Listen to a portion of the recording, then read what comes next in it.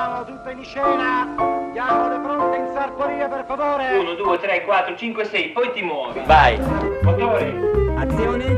Alza un pochino la testa. Stai indietro all'inizio. Adesso guarda in alto la sua. Alzi verso di me. Guarda sempre la mia mano. Non vi va come vi guardo? Non vi guardo. Non vi guardo. Giriamo. Buonasera, grazie.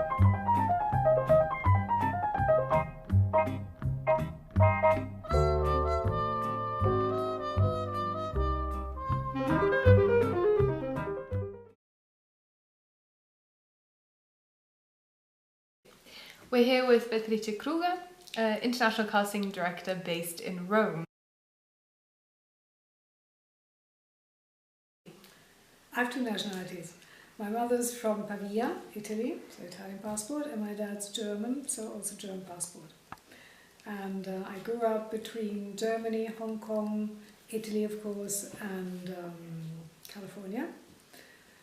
And studied acting, experimental theatre, political theatre in the 70s, 80s, and actually in the 70s, 80s then I joined the Piccolo Teatro di Pontedera and travelled around with them, but also with other companies throughout Europe. But it just happened naturally by touring, you know, in those years. Whenever my friend, she worked in a production company, whenever she needed a foreign actor, she said, hey, do you know a French guy or a Spanish woman or, you know, actress who'd be good for that and that role? And I knew many people. So I said yes and suggested her people naturally and then put them in contact, and that's what happened. Okay, a casting director in a production company is the head of department for casting. So it's just like costumes designer knows all about costume, material and all that, is the expert on that. The casting director is the expert for the actors, so has to know the actors, as many as possible, and has to know where to look for actors and what, depending on what kind of casting it is. Depending on how big the role is and what kind of story and what kind of role it is, you do casting, yes, amongst actors mainly, but of course you will also do casting with people who are non-professionals.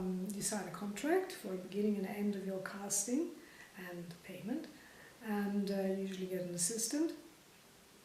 And then you look for the right actor for the right part, for the right director. So someone, you have to get to know the imagination of the director, his story.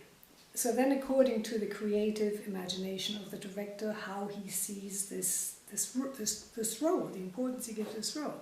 But of course also to the production necessities, the budget, where one is going to shoot, the language the actor has to speak, the nationality he has to have. And then you suggest these actors, then you have to audition them. Then you have to negotiate a deal, you negotiate a deal memo with the agent of the actor, or if the actor doesn't have an agent, then directly with the actor, on the basic things from which then the contract will be drawn. Fee, period of availability, number of shooting days, and overall availability period. Once the actor has signed that, or his agent, then the production company signs, and when you get that back, that means that is the sign, that's the end for the casting on that role.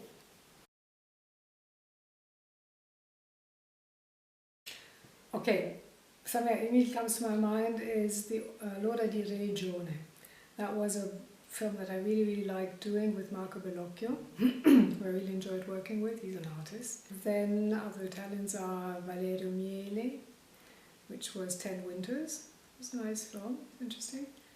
And with Vicky Tognazzi, Cadaveri Eccellenti. But then of course there's also the bigger films which were very enjoyable so far. That was Woody Allen's To Rome with Love, or Spike Lee's Miracle at St. Anna, or Rob Marshall's 9. That was really fun. I did partially, European casting also for Ocean's 12. A couple of years ago I did The Divine Order, the Swiss film. Then I did for Fatih Akin, yes, Solino, and the one about the Armenian Holocaust, that was called The Cut. I was founder of the Italian Casting Directors Association.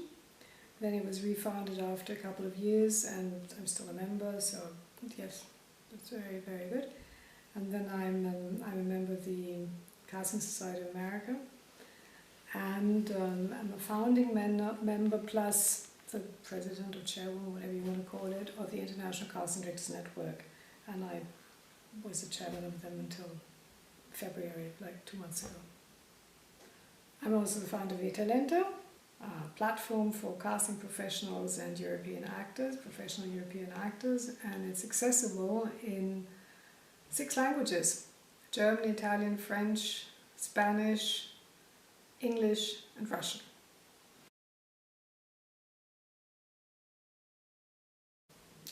Yes, I'm a member of the Italian Film Academy, I'm a member of the European Film Academy, I'm also a member of the Academy of Motion Picture Arts and Sciences.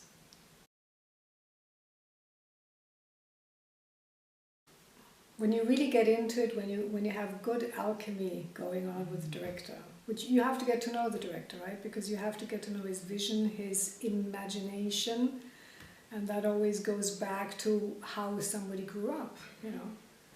And that's something you have to know, because that defines who you feel most affine to. When you propose actors for a certain role, and then it comes to the last round, to the 3rd or 4th round, and there's 3 actors or 4 actors who all did a very good audition. But of course they're all different because they're all individuals. Then the director in the end decides for the person with whom he has some kind of affinity. And you have to get to know that affinity, or it's good if you get to know that affinity very soon, because that way you can give him more, you know, better suggestions for what he would need. And you know, if you compare the mentalities between the different people, the different, you know, like the Germans, the Italians, the Americans, the Chinese, you know, the further away, the more interesting it gets, you understand that these things, they form you, right? And so that's what's important in this alchemy. That's why I'm saying it's intimate. It's important that you understand this as a casting director, because as a casting director, you're not the director. You collaborate with and for the director, but he's the guy who's going to be directing, or she is if it's a woman.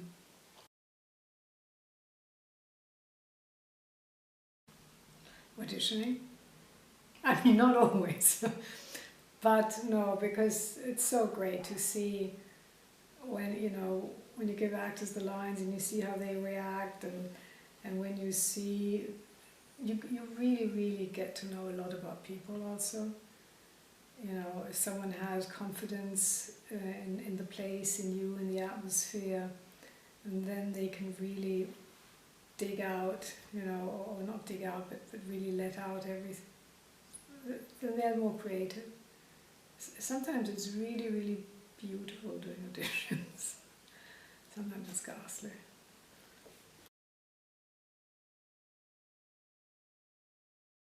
To not worry too much, I find. There's always pressure from the director. I mean, for the director, it's a very, very, that's why I keep saying intimate moment, because for the director, the moment when he casts a film, especially in Europe, where most of the directors are auteur directors, so that means they've written the story and they've invented the characters, and that also means that usually they wait at least 3 years, if not 10 years, to actually do the film. They've written, and with the characters of this film that they've, you know, invented, they've been living for 3 or for 10 years, you know. The moment then that it goes, like I said, on another occasion, as long as we discuss a screenplay, everybody sort of immediately understands what you mean and everything is clear. Why? Because everybody automatically associates a certain image of that character. But the minute you have to choose, the director has to choose which actor is going to be that image that before everybody agreed on, that's where the differences start. Because of course the director, you know, takes from his baggage, from his experience, but maybe someone else looks at it and says, has a different experience. We all have different memories, different associations. That's where then people say, no, no, yes, no, no, no, you know. And that's challenging because, well, if you get along well with the director, and this also in this case it's intimacy in a certain way, then of course you fight for it, or you try it, and you have to be very calm. You have to be careful not to go, you know, you have to be wise. I think you have to be wise.